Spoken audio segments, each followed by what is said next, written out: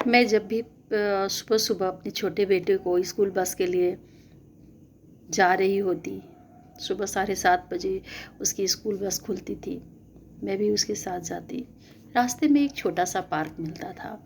वहाँ वृद्धों की टोली, कोई योगा कर रहे होते तो कोई बात कर रहे होते, कोई टहल रहे होते तो कोई वहीं लगी कुर्सी पे बैठे रहते। हंसते खिलखिलाते लोगों को बात करते देखते अच्छा लगता। एक दिन मैं अपने बेटे को छोड़ के वापस घर के लिए लौट रही थी। थोड़ी थोड़ी हल्की बारिश भी हो रही थी।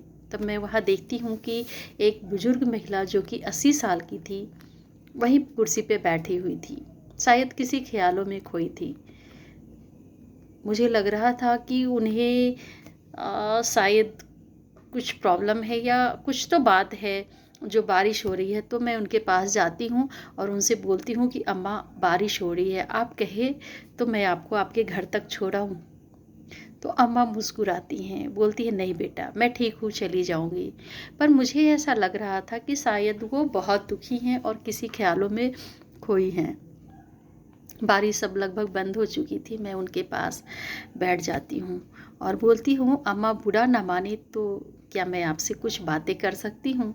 अम्मा मुस्कुराती हैं, उनके चेहरे पे एक अजीब सा चमक आ जाता है। फिर मैं अम्मा के साथ बैठती हूँ, थोड़ी देर बातें करती हूँ।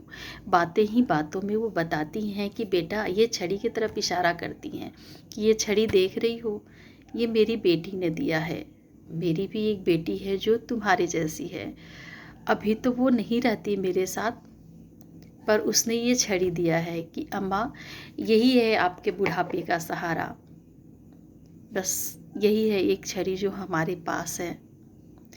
बेटी कभी कभी फ़ोन पे बातें कर लेती है, वो यहाँ नहीं रहती, वो विदेश में रहती है। वो बात कहते कहते उनकी आंखें भर आई और वो छुपाना तो चाह रही थी अपनी आंखों के आंसू, पर छुपा नहीं पाई। मैं मुस्कुरा के अम्मा के पास जाती हूँ और बोलती हूँ कोई बात नहीं अम्मा, आप मुझे अपनी बेटी समझना। और मुझे उनसे बातें करके बहुत ही अच्छा लग रहा था। वो कहती हैं कि बेटा, ये बारिश ना जीवन के जैसा होता है। जब तक सर पे छत होता है ना, तभी तक बारिश का मज़ा आता है। और जब आपको पता चलता है ना कि ये छत अब नहीं रहा, तब वो बारिश तकलीफ बन जाती है। मुझे ये बात कुछ समझ में नहीं आई, पर कहते हैं ना, बुजुर्गों की बातें जो होती हैं ना, वो एक उनकी जो बातें होती हैं वो एक बहुत ही एक्सपीरियंस वाली होती है। वो बहुत सोच समझ के कोई चीज़ बोलते हैं और कहते हैं। आप भले ही किसी बुजुर्ग को कुछ ना दे पाओ, पर आपका समय ही उनके लिए काफ़ी होता है। आप जो समय देते हो ना, वो उनके लिए बहुत ही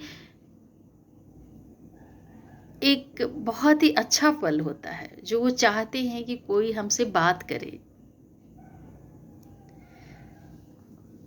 और मेरी ऐसी आदत हो जाती है कि उनसे बात करती हूँ, कुछ भी खाना बनाती विशेष तो उनके पास लेके जाती। मुझे को उनको खिलाना बहुत अच्छा लगता। वो बहुत खुश होती हैं और खूब सारा आशीर्वाद देती हैं।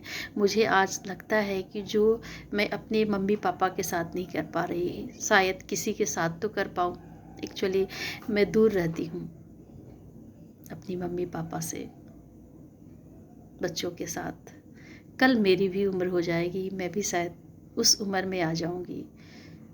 मुझे नहीं पता कि मेरे साथ क्या होगा, पर मैं किसी बुजुर्ग को देखती हूँ तो उनके प्रति एक अलग भावना आती है मेरे अंदर, और मुझे अच्छा लगता है उनसे बात करके।